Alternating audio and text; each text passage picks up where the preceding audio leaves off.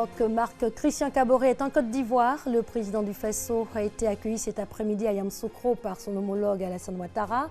Les deux hommes participeront demain à un sommet dans le cadre de la 5e conférence du TAC, le traité d'amitié et de coopération ivoiro-burkinabé. Ce 28 juillet marque la journée mondiale de lutte contre les hépatites. En Côte d'Ivoire, la prévalence est de 13%, soit près de 2 700 000 personnes à suivre dans ce journal. Présidentielle américaine, le président américain Barack Obama passe le flambeau à Hillary Clinton, la candidate qui referme la convention démocrate par un grand oral. Bonsoir à tous et merci de vous informer sur RTI2. Un mot sur la coopération ivoiro-burkinabé. Le président du FASO est en Côte d'Ivoire. Roch Marc Christian Kaboré a été accueilli cet après-midi à Yamoussoukro par son homologue Alassane Ouattara. Les deux hommes participeront demain à un sommet dans le cadre de la 5e conférence du TAC, le traité d'amitié et de coopération ivoiro-burkinabé. Sommet qui enregistrera la signature de 10 accords de coopération couvrant différents domaines. Mais avant, un conseil de gouvernement conjoint s'est tenu aujourd'hui à Yamoussoukro. De nombreuses avancées concernant le traité d'amitié et de coopération ivoiro-burkinabé. À noter cependant une légère baisse des échanges globaux entre les deux pays. 231 milliards en 2015 contre 290 milliards de francs CFA sur la période 2011-2014. Ce 28 juillet marque la journée mondiale de lutte contre les hépatites. Elle est commémorée depuis 2011. Selon l'OMS, les hépatites virales sont plus mortelles que le sida. 2 milliards de personnes, par exemple, sont infectées par l'hépatite B, alors que 170 millions sont porteuses de l'hépatite C. En Côte d'Ivoire, la prévalence est de 13%, soit près de 2 700 000 personnes. Ami Sissoko. Cet homme souffre de l'hépatite B. Un virus qui empêche le fonctionnement normal du foie et est responsable de la cirrhose ou du cancer du foie, le deuxième cancer de l'homme après celui de la prostate.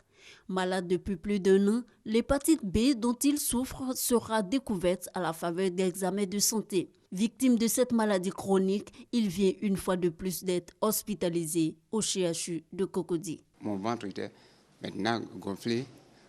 C'est là que je suis venu à l'hôpital pour voir qu'est-ce qui se passait. Là, ils ont fait de l'analyse pour découvrir que je souffrais de l'hépatite B. Les hépatites virales, un problème de santé publique selon l'OMS. 2 milliards de personnes sont infectées par le virus de l'hépatite B dans le monde et 170 millions sont porteuses de l'hépatite C. L'hépatite B est le virus le plus fréquent en Côte d'Ivoire. Sur 100 personnes, 13 en souffrent. Les symptômes des hépatites virales sont identiques à ceux du paludisme. Les hépatites virales sont des maladies du foie dues à des virus qu'on appelle les virus de l'hépatite. Ainsi, on distingue le virus de l'hépatite A, B, le virus de l'hépatite C, le virus de l'hépatite D et le virus de l'hépatite E. Le malade va se plaindre de douleurs au niveau de la tête, des douleurs dans les muscles. Parfois, les yeux peuvent devenir très jaunes, on appelle ça l'ictère, et les urines peuvent changer de couleur, devenir très foncées. Si les hépatites virales AEE se transmettent par voie orale, les hépatites B, C et D ont le même mode de transmission que le VIH-Sida. Les hépatites virales A et E vont sévir là où les conditions de l'eau et des aliments sont défectueuses. Lorsque on ne prend pas l'habitude de se laver les mains, ce sont des hépatites qui vont sévir dans des zones où les populations n'utilisent pas de WC ou de latrine, où les selles sont faits à même le sol. Vous avez les virus de l'hépatite B, C et D qui, eux, se transmettent par le sang, certaines substances de l'organisme, telles que le sperme, les sécrétions vaginales, la salive, et vous avez la transmission mère-enfant. Les hépatites virales tuent près d'1 400 000 personnes par an dans le monde. Sur les 5 virus, il y a 3 qui ont un vaccin. L'hépatite A, l'hépatite B et l'hépatite E. C'est un vaccin qui est très efficace. L'hépatite C n'a malheureusement pas de vaccin. Mais on peut guérir de l'hépatite C parce qu'il existe des médicaments efficaces aujourd'hui qui ont révolutionné considérablement la prise en charge de l'hépatite C. Le dépistage reste le seul moyen de savoir si l'on est infecté ou pas. Il coûte 2 000 francs CFA à l'Institut Pasteur au CHU de Cocody et de Boaké. Pour être à l'abri des hépatites virales, il suffit de se faire vacciner à l'Institut national d'hygiène publique à Trècheville à Abidjan. 3 500 francs la dose et il faut 3 doses à raison d'1 dose par mois. On s'intéresse toujours aux hépatites, cause majeure de décès et d'invalidité dans le monde entier. La disponibilité en matière de vaccins et de traitements efficaces entraîne très souvent une prise en charge thérapeutique trop coûteuse. 95% des personnes ayant une hépatite dans le monde ignorent leur infection selon l'OMS. C'est le cas de ces patients. Inquiets après plusieurs douleurs au ventre, ils se rendent enfin à l'hôpital. Là, ils découvrent qu'ils sont infectés par l'hépatite B. Quand je mange un peu, le ventre gonfle. Quand ça gonfle, là, ça me fait mal. Je suis très essoufflé. Rares sont ceux qui vont faire délibérément leur test de dépistage. La présence du virus dans l'organisme au-delà de 6 mois signe ce qu'on appelle une hépatite chronique. Et cette hépatite chronique, elle est très silencieuse. Elle n'a pratiquement pas de signes. Elle est découverte généralement de manière fortuite, c'est-à-dire que vous pouvez aujourd'hui aller donner votre sang et puis on vous découvre une hépatite B ou C.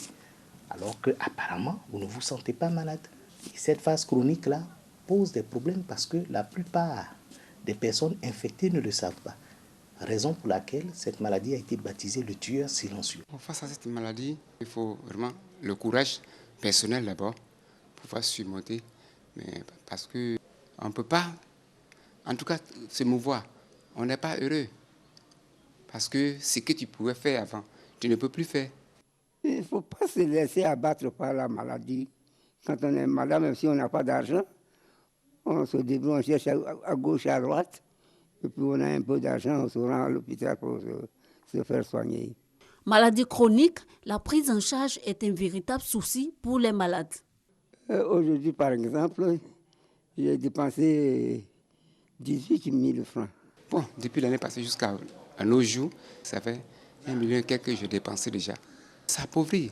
Aujourd'hui, vous avez des traitements qui oscillent entre 900 000 et 1 350 000 francs les 3 mois. Et puis, vous avez des médicaments, par exemple, qui s'utilisent sous forme d'injection, qui coûtent 153 000 francs l'injection dans les officines privées. Et vous avez besoin d'une injection par semaine pendant 4 semaines. Mais grâce aux efforts du gouvernement, on peut l'acquérir avec la somme de 13 000 francs CFA. La prévention des hépatites virales passe par la sensibilisation, le dépistage et la vaccination. Toujours au chapitre santé, intéressons-nous maintenant aux maladies de la prostate. Par exemple, en Côte d'Ivoire, le cancer de la prostate est la première cause de mortalité dans les services d'urologie. Pour une prise en charge efficace des patients, les experts dans le domaine organisent des journées scientifiques. Le reportage d'Aurélia Donkoula Hedi par Grace-Adrienne Kando. La prostate est le premier cancer chez l'homme après 50 ans. En Côte d'Ivoire, la fréquence va grandissante. Sur 100 000 habitants, 10 à 12 personnes meurent chaque année de cette pathologie. En cause, le diagnostic tardif. Au regard de ce sombre tableau, le département de néphro-urologie du CHU de Cocody a initié des rencontres scientifiques sur la prise en charge efficace des patients de la prostate. Ce sont des réunions scientifiques qui nous permettent non seulement d'échanger sur certaines pathologies, certaines affections que nous rencontrons de façon récurrente dans nos services, mais aussi et surtout d'harmoniser notre réflexion, notre conduite à tenir pour une meilleure prise en charge de nos patients. C'est en fonction de ce qui se passe sur le terrain qu'on peut avoir encore plus d'éléments pour pouvoir vraiment orienter les gens dans leur discipline, dans leur choix.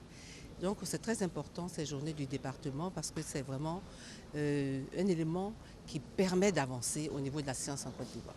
Troubles urinaires, maladies congénitales sont entre autres les causes du cancer de la prostate. C'est pourquoi les spécialistes appellent au dépistage précoce. Il faut être à l'écoute de sa prostate après les 50 ans et il est conseillé un examen simple qui est le taux de PSA. Une fois par an, on vous prend un peu de sang et puis on vous dit s'il y a une évolution néoplasique ou s'il y a un processus normal.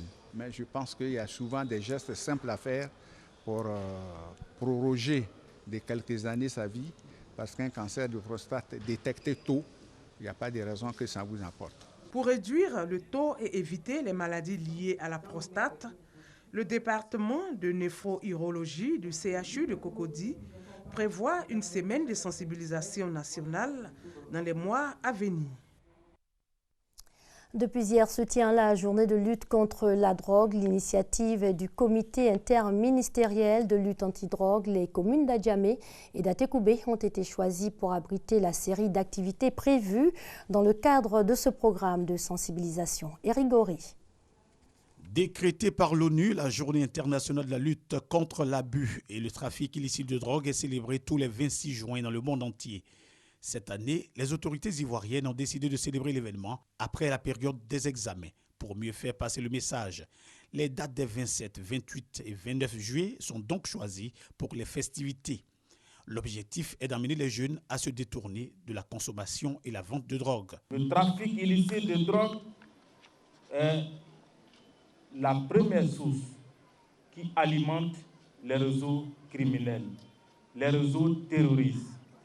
Et vous avez vu que nous avons été frappés en mars dernier à Bassam par un réseau criminel. Les autorités municipales des communes d'Atekoubé et Adjamé qui abritent l'événement saluent l'initiative. Occasion pour Bregui Boliga, ex-consommateur et vendeur de drogue dans la commune d'Atekoubé, de parler des effets néfastes de cette substance. À cause de la drogue, j'ai arrêté les cours en classe de 5e. Ça fait au moins aujourd'hui 7 ans que je ne vais plus à l'école. Donc, ceux qui ont consommé la drogue, d'autres sont devenus fous. Aujourd'hui, d'autres ont un trouble de mémoire. Aujourd'hui, d'autres sont délaissés. En Côte d'Ivoire, la journée internationale de lutte contre l'abus et le trafic illicite de drogue permet au comité interministériel de lutte antidrogue de faire son bilan et renforcer la lutte contre ce fléau qui est une menace à la sécurité selon les organisateurs. La drogue est souvent utilisée dans les antidouleurs proposés aux patients. Aux États-Unis, un hôpital de New Jersey veut se passer des antidouleurs qui contiennent de l'opium. Cette catégorie d'antidouleurs est responsable de la mort de dizaines de milliers de personnes. Reportage. Au genou suite à une chute d'overboard, la douleur est encore bien présente pour Crystal. Mais dans cet hôpital du New Jersey, ce médecin ne prescrit aucun antidouleur opiacé pour de telles blessures. Nous lui avons donné du Toradol, un anti-inflammatoire. Il est possible qu'avant, elle aurait reçu des opiacés ou une prescription d'opiacés pour une douleur au genou. Les antidouleurs dérivés de l'opium ont longtemps été un réflexe aux États-Unis, même pour des blessures très mineures. Mais ils comportent un risque élevé de dépendance. Crystal a vu l'un de ses amis tomber dans l'engrenage. Ils ont été blessés dans un accident de voiture. Ils ont reçu une ordonnance, ils sont devenus accros. Ils ont fini par prendre de l'héroïne et ils sont morts. Au service d'urgence du Centre médical Saint-Joseph, le docteur Mark Rosenberg est à la tête du nouveau programme qui vise à réduire la consommation et le risque de dépendance aux opiacés. Tous les services d'urgence des États-Unis, y compris celui-ci, ont observé une augmentation importante de la dépendance aux opioïdes et d'overdose aux opioïdes et à l'héroïne. C'est là que le programme ALTO intervient. Nous cherchons des alternatives qui soulagent la douleur du patient sans le risque de dépendance aux opioïdes. Les opioïdes sont encore utilisés dans les cas les plus graves, mais l'utilisation est en baisse de 40%. En plus des antidouleurs sans opiacés, les médecins peuvent prescrire du gaz hilarant et même une thérapie par la musique pour réduire la douleur. Eric Jacobson connaît bien les dangers liés à un abus d'opioïdes. À la mort de son grand-père, il a retrouvé une grande quantité de ces médicaments. Eric en a vendu et consommé jusqu'à en devenir accro et devoir suivre une cure de désintoxication. Les médecins étaient tellement prêts à en prescrire. Si vous en preniez depuis des années, ils ne proposaient pas d'antidouleur moins puissant parce qu'il n'aurait eu aucun effet sur vous. Donc si vous prétendiez en avoir réellement besoin, vous pouviez en vendre et vous faire beaucoup d'argent. Les overdoses d'opioïdes ont causé la mort de près de 29 000 Américains en 2014. Cette année, le chanteur Prince est la victime la plus célèbre de cette substance. Le Congrès a récemment adopté un projet de loi pour aider à lutter contre l'épidémie, mais son financement doit encore être approuvé. Et en images, on termine. Le président américain Barack Obama passe le flambeau à Hillary Clinton, formellement désignée mardi 26 juillet pour porter les couleurs démocrates à la présidentielle du 8 novembre prochain. Cette dernière referme aujourd'hui la convention démocrate qui se tient à Philadelphie. C'est la fin de cette édition. Merci à vous de l'avoir suivi. Excellente soirée sur les antennes de l'RTI, la marque du service public.